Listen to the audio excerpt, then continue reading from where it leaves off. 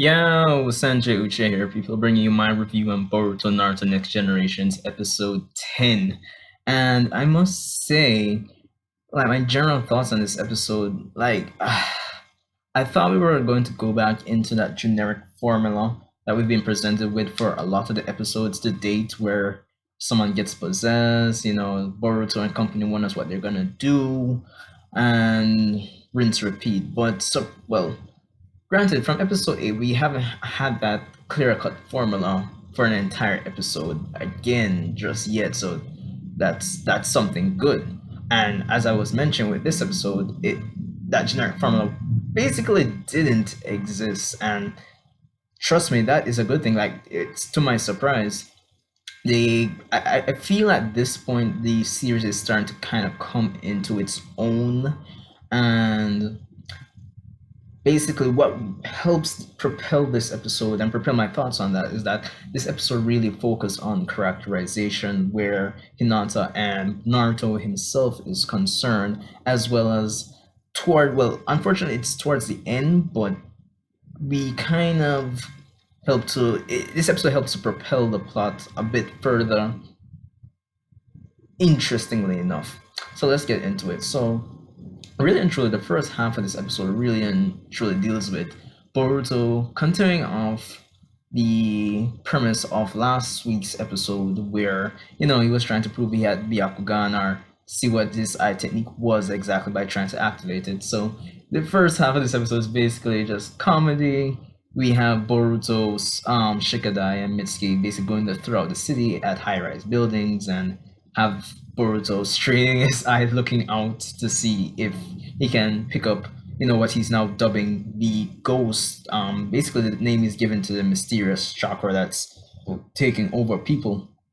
So, of course, he doesn't have any luck in. I mean, that's to be expected, honestly. So, this first half continues to do is that we get Boruto and his classmates. Basically, they're assigned. It's essentially work experience, so they choose where they want to go and all of that. But before this, we got a scene where Hinata is concerned, and ties into the first the characterization perks of this episode, in that Hinata finds out that Boruto is skipping school, and we have a scene of Boruto talking to Shino, and they're reminiscing about old times, about how Shino was always mature, and they're discussing Boruto, of course, who's there with them, but eventually we find it's a shadow clone, so Boruto being rebellious as usual. But Hinata does tell him that, hey, Boruto, he's trying to get his father's attention and all of that. And Shino says a very important line here to Hinata, which I think is very crucial, in that, in response to Hinata saying that Naruto is the Hokage, is busy, she doesn't wanna really bother him with extra stuff. Because Shino asks if Naruto or Hinata's talked to Boruto about the nature of his actions and him trying to get his father's attention, and if his parents have talked to him, and Hinata says no, based on what I just said about she herself not wanting to bother Naruto. But Shino mentions that, Naruto's Hokage, and that's cool and all, but before he was Hokage, he was Boruto's dad. So, and I find that, it's a really crucial statement, and it kind of makes you think about Naruto's character a bit more from a father perspective. And even Hinata herself, it really shows that she has her flaws in terms of parenting, that is. So that I found that was kind of cool. Whenever characters have flaws, it always means there's room for improvement, and by extension, writing a better quality story. So I like that about this episode as well. Of course, we get some scenes because Boruto, Mitsuki, and Shikadai, they pick up postal delivery service and help distribute mail. That's okay. It was kind of cool. Well, not really cool. It was okay seeing them just doing everyday stuff, school stuff still at the end of the day. But the most interesting tidbit of this episode was, because a few episodes back we did learn that Naruto was putting things in place to investigate the all these incidents that have been happening, Naruto receives an update from Sai, who he feels that because there was an incident in this case, and on inspection we saw Sai, which was pretty, I guess, pretty cool bringing back old characters. But Sai comes with an update for Naruto that, hey, listen, man, somebody's using Hashirama cells potentially, and it might be involved in this incident. So we learned that in the Anbu, the root organization that Danzo led, there were some, obviously they were studying Hashirama cells because Danzo had the cells as well. Even though, that was in collaboration with Orochimaru, but that's another story. But yeah, so some members of Root were apparently researching Hashirama cells to develop a device that could extract chakra. And we learned that it's part, they basically theorize that whoever is responsible for the incident, they're chakra harvesting essentially. For what reason we don't know, but that definitely piques my interest and helps propel the plot. Of course, investigations will continue with Shikamaru and Sai investigating more into the root organization's documents and all of that. So I found that to be very interesting, and I find it's funny that up to this day, like Hashirama cells were this major thing in, they're still major, but they were this major thing in Shippuden, our part 2 of Naruto, whatever you want to call it, where everybody was trying to get Hashirama cells. So I find it funny even to this day. It's still it's still a plot point to drive things forward.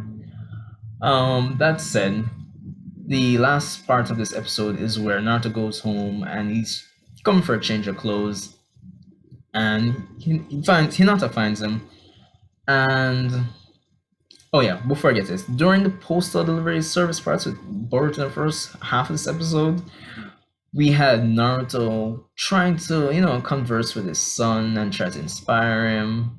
And it's like Boruto saw right through him that, some of the lines he was saying was taken from somebody else. So that part itself ties him back to this part now where we get Naruto and Hinata talking, and Naruto kind of feels bad. And he feels that Boruto can tell this about him, but Naruto says, he didn't grow up with a dad. So he admits that he doesn't really know how to interact with Boruto himself he doesn't really know how to be a dad per se. And I think characterization wise this adds to the quality of the episode, honestly speaking, because it kind of makes me look back at things in retrospect that, growing up, all these shinobi kids, they like the system was such a way where they didn't grow up in war. I mean, they participated in the fourth Great Shinobi War, but Naruto's generation and the whole shinobi system, it doesn't really encourage, teaching kids values in terms of being where parenting is concerned, that kind of stuff.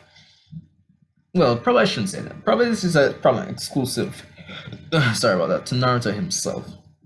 Probably that's what I should say, because all the other kids, I would assume, doesn't have this major problem with their parents. So probably it's just exclusive to Naruto. So I take that back. But yeah, it was pretty cool to see that even up to this point, Naruto, who is debatably the strongest shinobi on the planet, still has his flaws, and I like it. It really added to the episode for me.